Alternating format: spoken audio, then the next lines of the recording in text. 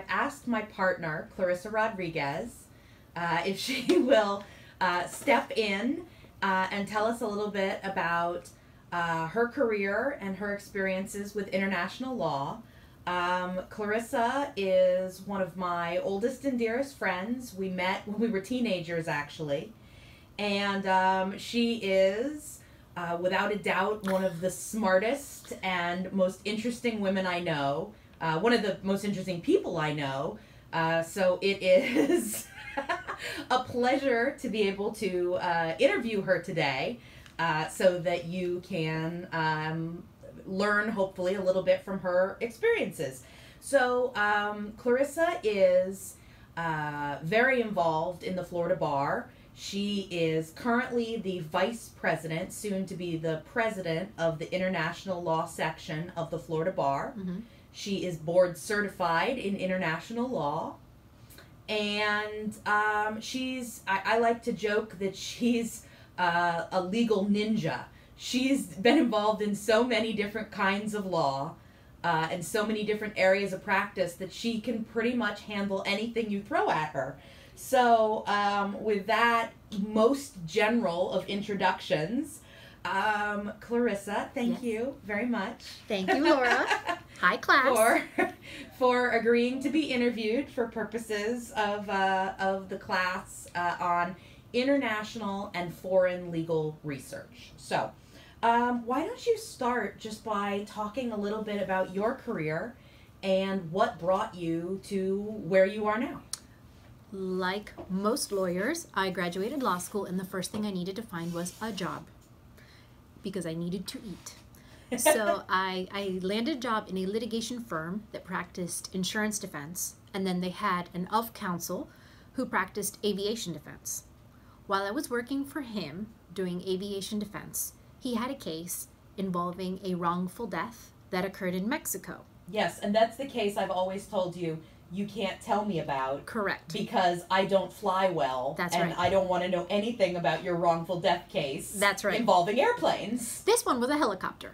Fine, whatever. That's right. No, don't tell me about it. So in short, a few people were, a few Americans were on vacation in Mexico. Oh no, you're telling me about it. I am. All right, go ahead. They were in the helicopter and it crashed in Mexico. So the family had brought the family of the pilot, or the actual pilot of the helicopter, had brought suit in Mexico. The family of the Americans had brought suit in Florida, and everybody got sued. The helicopter owners, the helicopter manufacturers, the pilot company, and what happened was it ended up being international because we had two lawsuits at the same time for different issues. We had parts manufactured all over the United States that were maybe or possibly responsible for the crash, and we had to convince a judge to consolidate everything and either move it to Mexico or bring it to the United States in full. It was fascinating. It was absolutely wonderful working on the case. And because I spoke Spanish, I had an opportunity to participate, and I was very valuable because I could read the records before we had to get them officially translated and certified translated. So I was useful.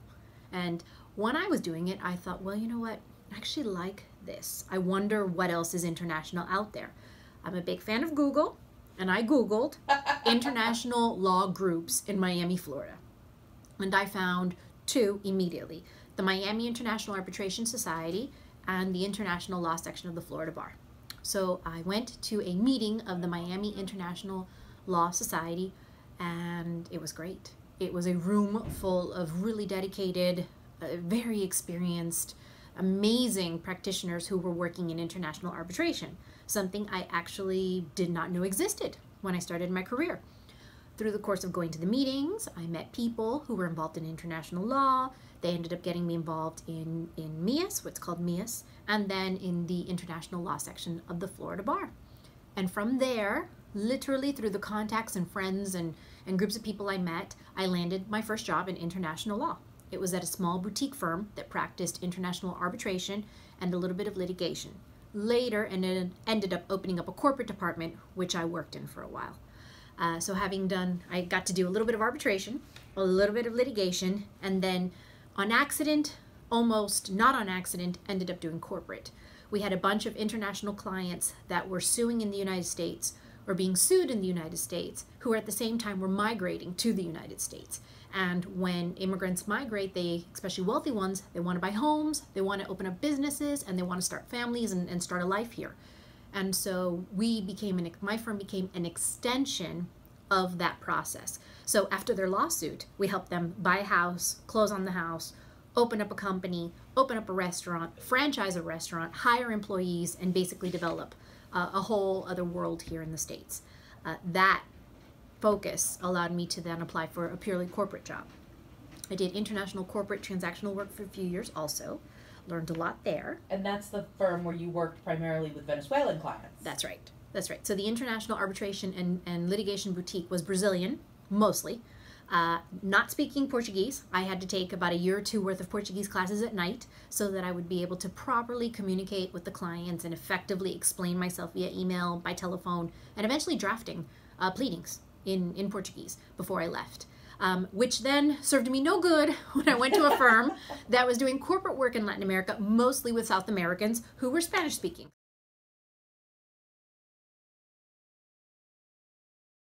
International transactional attorney before going to work with Laura and then later opening up our own shop here in Miami.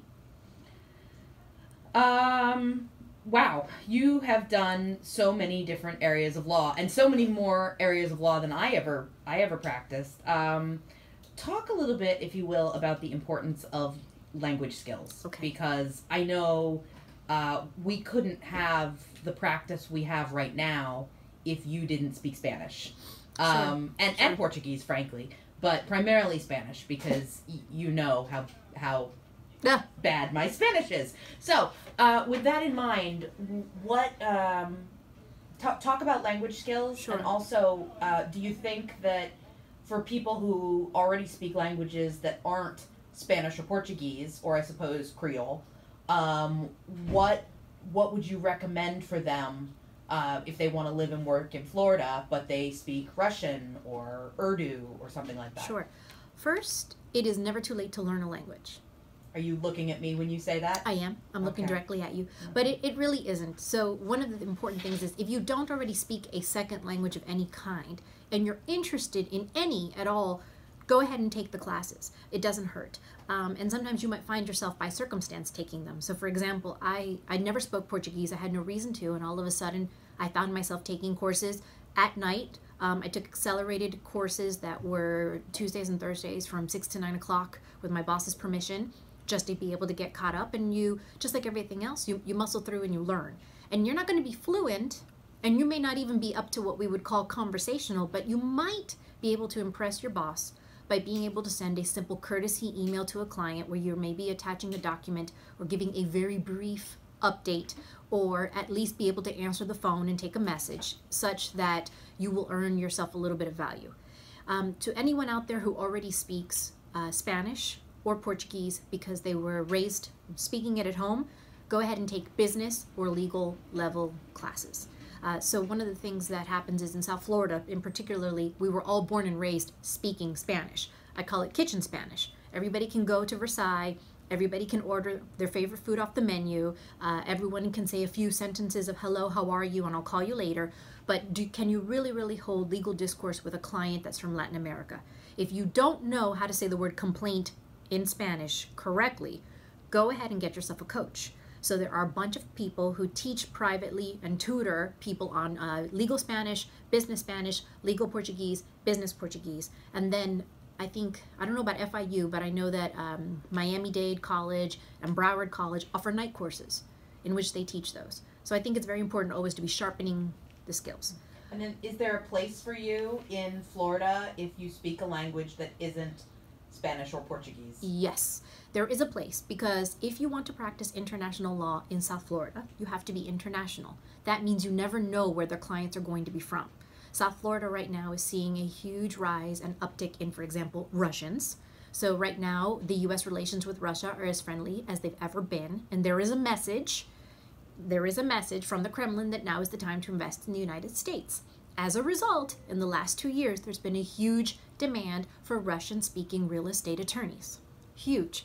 In South Florida, because there is a burgeoning population. So whoever already had a little bit of that language skill now becomes indispensable to a firm that is trying to get that type of business. If you speak something like French, well, French is the international language of diplomacy. So it's going to be extremely valuable when you're reading international treaties, other international documents, when you're trying to look up anything in the UN, when you're trying to work in most countries in Africa, and even some countries in the Caribbean. So the French is always going to be helpful. And then I'm thinking about our friend in Orlando who speaks German. Right. And became a German consul. Right. So then, and assists people in Orlando who are German who need to make wills or Sure. Buy or sell real estate in Germany. They have to go before the consulate to sign their documents. So Right. So people who are doing intellectual property are mostly get a benefit if they learn languages, Asian languages like Mandarin, Cantonese, Japanese, any type of tech. Korean. Exactly. Korean for tech careers, for IP careers. German, Swiss, Dutch, all of those others are for automotive and for other goods and services. And they're helpful. Not a must, but helpful. And you'll definitely stand apart when you're applying for work if you do have a true second language. So going back to Latin America for a moment, you're the person I always ask when I have questions about doing business in Latin America. Mm-hmm.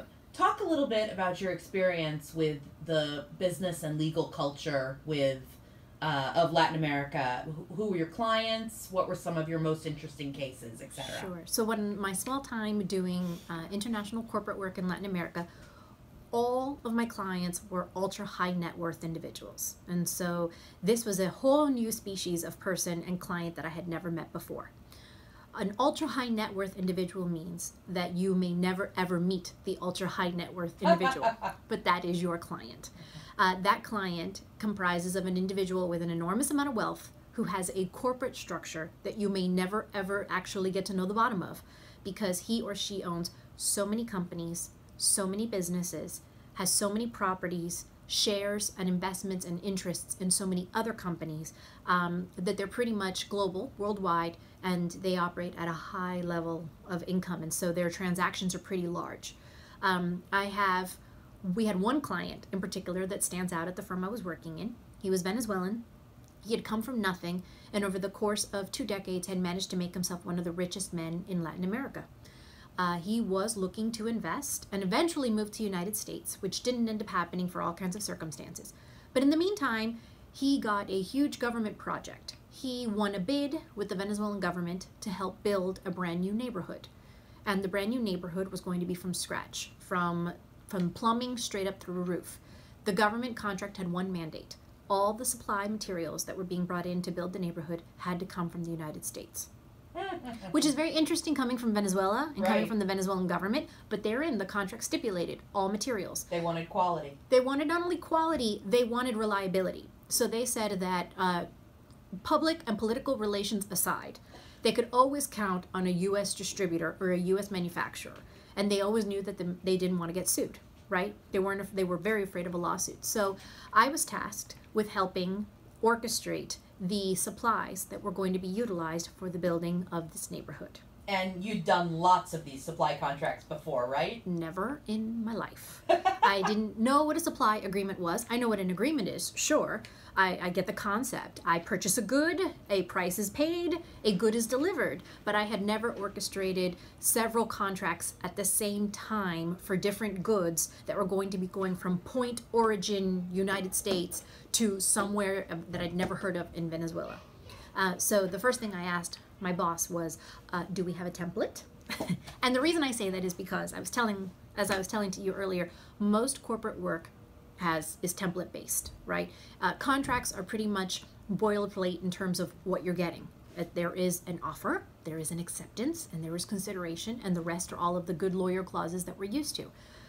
So most firms, if you ask, they'll tell you, use our model, our template, we've done this before. This was a small firm, and it was a fairly new outfit, and the answer was no. Okay, so I turned around and I said, okay, how do I find at least a sample that I can look at to determine how these contracts should go? Right, because there's no reason for you to be reinventing the wheel. Absolutely not. You should never write a contract from scratch unless you're doing it in a contracts class where they're helping you build your own, contract that you're going to use. Never go from scratch. So I found out that Westlaw offers a transactional component, a corporate component called practical law. So I don't know if the law students have Westlaw or... They do, yep. Okay. And I don't know if within their Westlaw accounts there is the practical law feature. I'm pretty sure that law students basically have access to everything. Oh my gosh. Because they want to make you love it. Oh my gosh. Well, then you're going to love this if you're going into transactional. So practical law is a database of hundreds of thousands of templates that have been vetted and that have been reviewed by Westlaw attorneys. And it's in every type of category that you could possibly think of. Not everything exists, and maybe sometimes the template isn't exactly what you need, but sometimes it's a nice boilerplate for you to get started.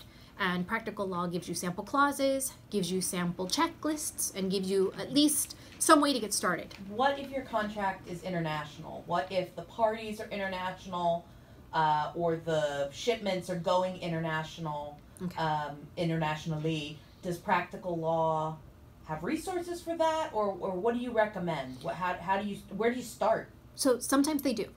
Sometimes they actually have contracts based out of the UK because it's common law, so you'll find some similar things. So the first things first is, who are the parties? Are any of them American? And if so, is this contract going to be in English or in another language? Now, Latin America, you should know, they have a practice of doing contracts in two languages at the same time. Side by side. That's right. You'll have an English side and a Portuguese side, or an English side and a Spanish side, and they'll usually tell you in the event of a dispute or discrepancy which translation governs. So they'll say... Now, I know you don't love that I system. hate it. Yeah. I absolutely hate it, but it is part of the culture, right? Because sometimes you are dealing with parties who don't speak English or who don't speak Portuguese, who each want to have a contract that they can review and analyze in their native language to make sure they're understanding it. So start with the first template, whichever one it's going to be. So if English is the one, start with the English template. And always remember there are two parts of a contract. The part the client cares about and the part that you care about. The first part is the part the client cares about, the business terms. What's the deal? How much? And to who? And for how long? That part you don't concern yourself so long as it's correct and what the client wants. It's the other half of the contract that's your problem, and that's all of the lawyer parts, all of those clauses that nobody reads after they've gotten through the terms. And you're going to want to ask, if there is a dispute, where is the dispute going to be resolved? US? Abroad? And first, so then you pick. As soon as that's determined, then what law is going to apply? Most of the time, and in most of your careers, you'll be working out of the United States. So almost always, unless the other party has a real strong feeling as to why another law shouldn't apply, you'll probably be applying US law. And if you're here in Florida, the most two popular laws that are applied are New York law or Florida law. New York law, because they have a very good corporate code, right? So for Like Delaware. Exactly. Exactly. So you'll get, there's a lot of favorable law and legislation. So you might get New York law, you might get Florida law, Delaware law, what have you. So most of the time you're going to look for that, and then you're going to look about where the dispute is going to take place. If both those things are going to happen in the U.S., it doesn't matter where the parties are from, and it doesn't matter where the goods are going to end up, and it doesn't matter how the goods are going to get there for that moment in time. So regarding everything else you were saying, so you have shipping needs. You're going to have a shipper's contract. That contract is going to come directly from the shipper. You're just going to have to review it. Most of the time, by the way, it's a take it or leave it. Oh, really? Yes, because shippers don't negotiate? No, because they think about the Port of Miami and think about all those containers being hauled all over the world. Right. They are so at capacity that if you don't want to contract for the amount that they're quoting you on the price per container or per ton, they'll find someone who will. They do. So what you just have to make sure is that you can make sure that the quality controls that you need for your goods, so if it's a perishable item, if it's a fragile item, what have you, as long as you make sure that the terms that you need to make sure the deliverable gets there are there, there's very little wiggle room. Right. So I love the story of you learning about super yacht law. Yeah. Will you tell the students, please, about your experiences with the super yacht? Yes. So this same ultra-high net worth client that had me build an entire neighborhood for him in Venezuela using U.S. supply decided that he, after owning a G5, a G6, and 3 yachts that were based out of the Caymans somewhere. I don't know what that means, but they sound big. All of those sound big. I think they're called toys. Right, luxury toys. I knew about the existence of luxury toys. I had helped him and I had helped 2 other clients purchase and refurbish G5s. and helicopters. So I knew about the acquisition of boats and helicopters and planes. That's usually ultra high net worth individuals travel private, right? They don't take commercial flights and they don't take cruises. They have their own. I was told by my boss that there would be a letter of intent coming in from Italy for our client that was purchasing a super yacht. So the first thing I did was Google super yacht because I had no idea what that meant. And what that means is that we're talking about yachts that are upwards of 30, 40, 50, 60, 70, 80 million dollars. Oh my gosh. My client had fallen in love with an Italian super yacht, a Benetti, that was purchase price was 50 million euro. And he wanted it, and we were going to help him get it. So his broker sent over a letter of intent that made no sense because it was a cut and paste translate from Italian to English. So the first thing I did was run some of the clauses in the letter of intent through Google just to see if I could match it up with another potential, again, template, not reinventing the wheel. Never reinvent a letter of intent either, by the way, or a term sheet, because they all exist. And I actually found that within Europe, there were there were standard letter of intents for super yachts. And then I also learned that there was a whole subset of lawyers who practiced super yacht law. They all dedicated themselves. So there's a niche of lawyers. There's a niche of lawyers. And here in Miami, too, there's 1 or 2 law firms that specialize in luxury toys. And under them, if you look at practice areas, it's super yachts. So the first thing we looked at was, okay, letter of intent, same idea. Dispute resolution and applicable law. Dispute resolution called for any dispute to be resolved in London, and it applied UK law. So, okay. So the first thing we did was look for local counsel over in the UK.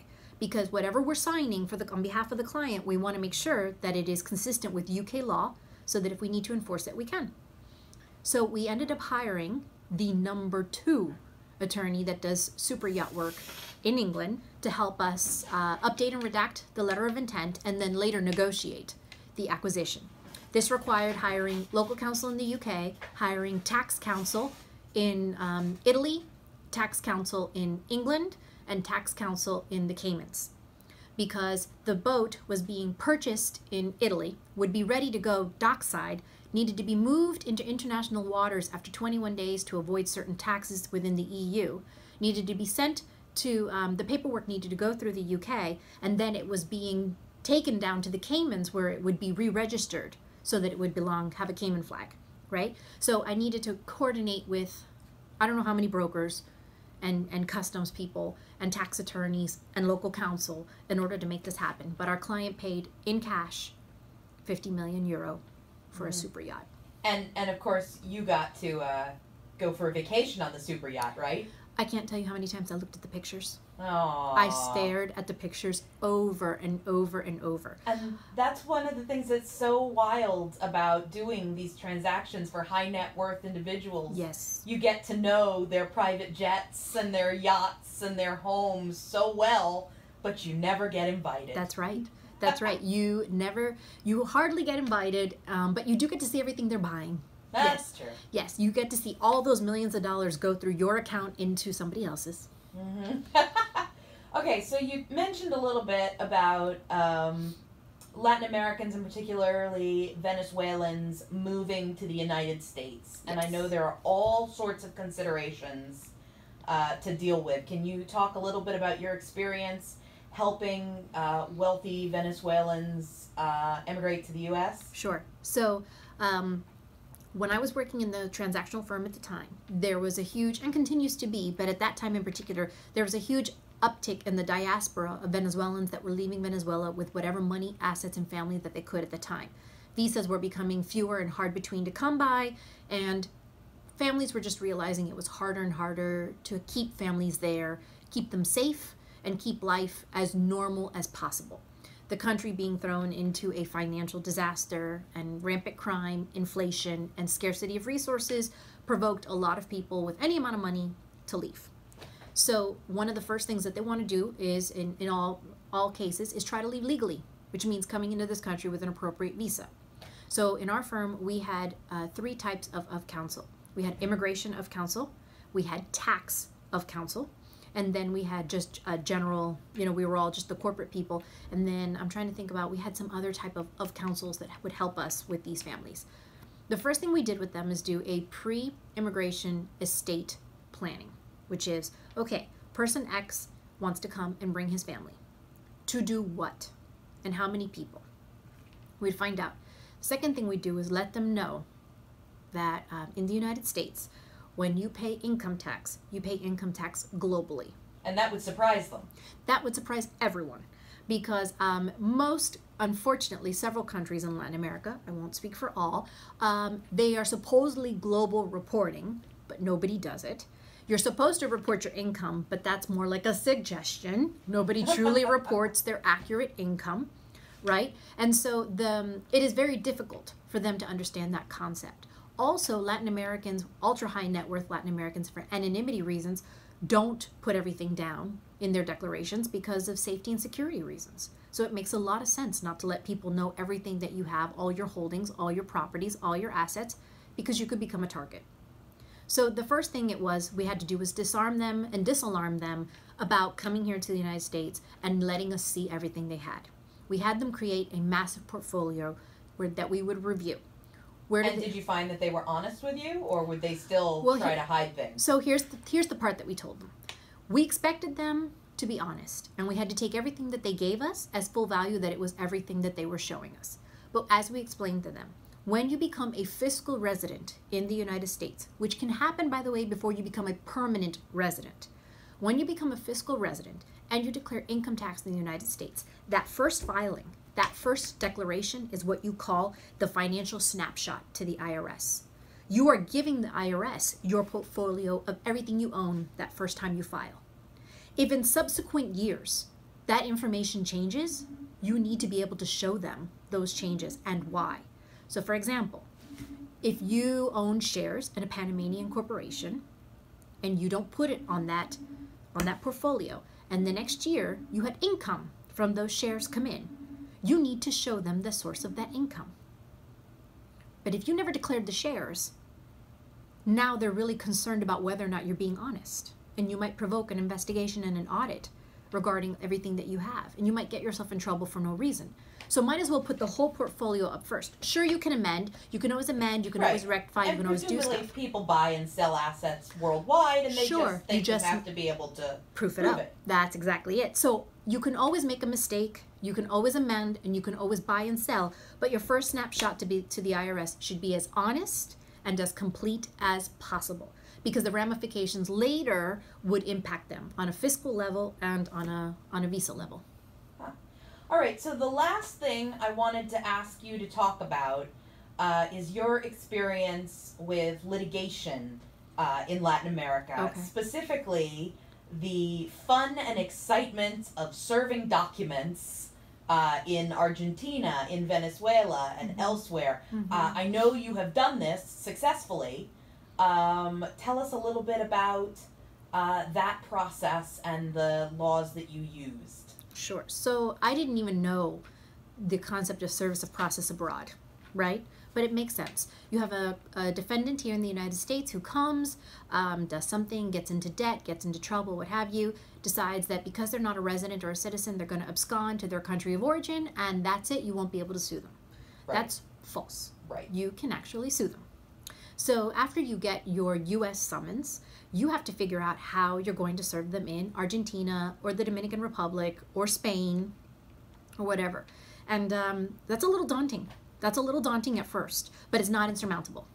So the first thing you have to do is make sure that you go to our federal rules of procedure regarding service of process, which you'll find out is Rule 4. And Rule 4 is going to tell you all of the ways in which you can affect service. And then it'll tell you about affecting service abroad. It's not very clear and it's not very lengthy, but you have to start there first. The second thing you do is you go to the U.S. State Department. And in the U.S. State Department website, under each country, they tell you whether or not how the service of process usually works for that country. They'll tell you that there are 3 or 4 ways generally to serve people. There is going through The Hague. So there is an international convention on service of process that most, but not all countries have decided to be signatories to, that say that they will accept service through The Hague. and then through their normal channels of state and governmental channels. There is letters rogatory, which is a little weirder, which again is going through the State Department, in which the State Department certifies that you are trying to serve someone in a foreign country, and one State Department asks the country of another State Department to accept the service and help them effectuate it. And then some countries are more rogue and have not signed up for anything, and so you can serve them the way they are. Any type of service or process is done in that country, whatever the forms are that they locally serve folks. So which of those methods have you used? I have used the first and the last. I have not used letter rogatories yet, not how to use them, but I've done service of process through The Hague, and I have done service of process through no service of process, just the, just the good old-fashioned down and dirty way. The first one through The Hague, you go again through the State Department. You get connected to The Hague, that connects you to the department of the website of the country that will give you the requirements that they need in order to accept the service of process. And what that usually means is you fill out a semi-lengthy application in which you put in all the details of the person you're trying to serve, copies of the complaint, you know, all the information that they need. And you usually fill out an application and you mail it to the State Department, or you mail it to The Hague, or you mail it to the country that you're trying to serve in. And they are supposed to, under the convention, take care of serving the document for you in the manner prescribed by the country. And what can you do to make sure that process moves along swiftly? Absolutely nothing. You just have to understand that that could take, and you should tell your clients, that could take 6 to 12 months to effectuate. The average is about 9 months.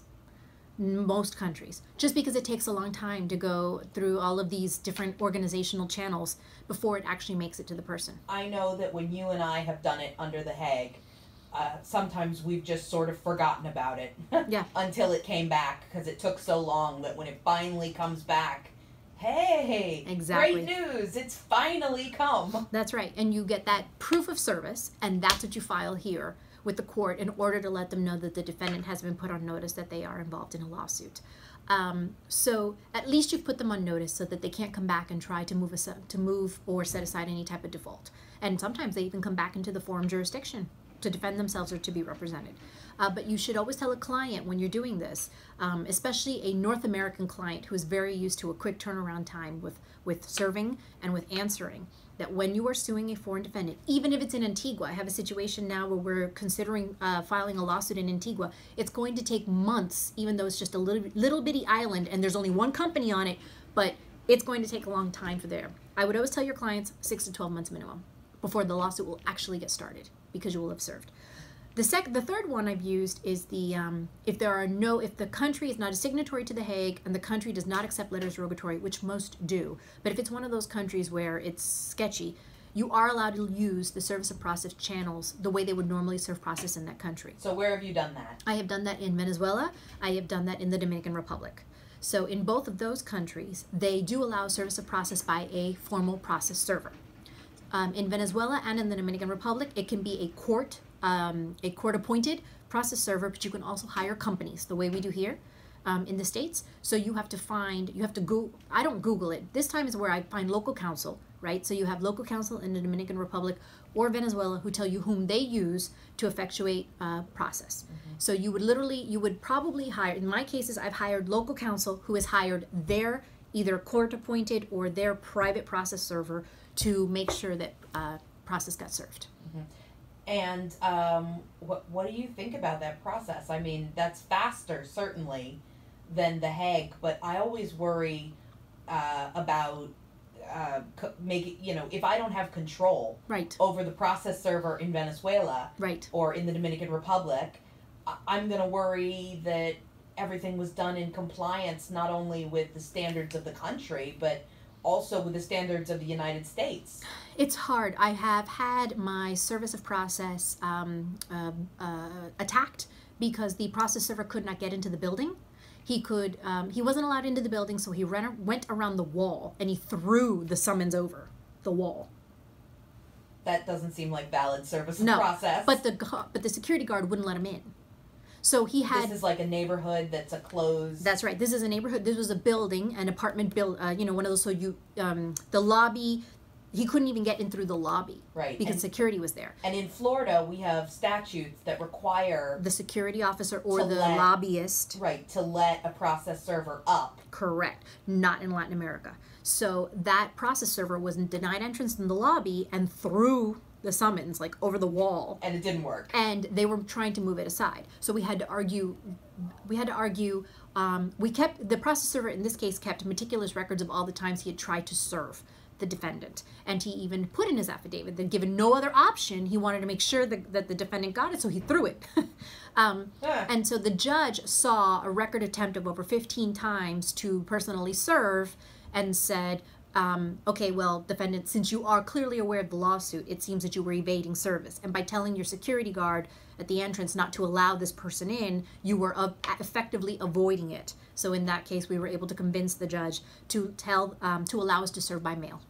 Ah, so you were allowed to do a different form of service. Correct. But only after we proved that it was going to be physically impossible to serve the defendant. So it wasn't ultimately that throwing the papers over the wall was sufficient. It was just sufficient to show a judge that there was nothing else you could do. Correct. You have to show the judge sufficient proof to let you do the alternative. And the last alternative is always by mail or publication. Right. Right? Well, that's all the questions I have. Okay. Thank you so much for sharing a little bit about your experiences. Thank you.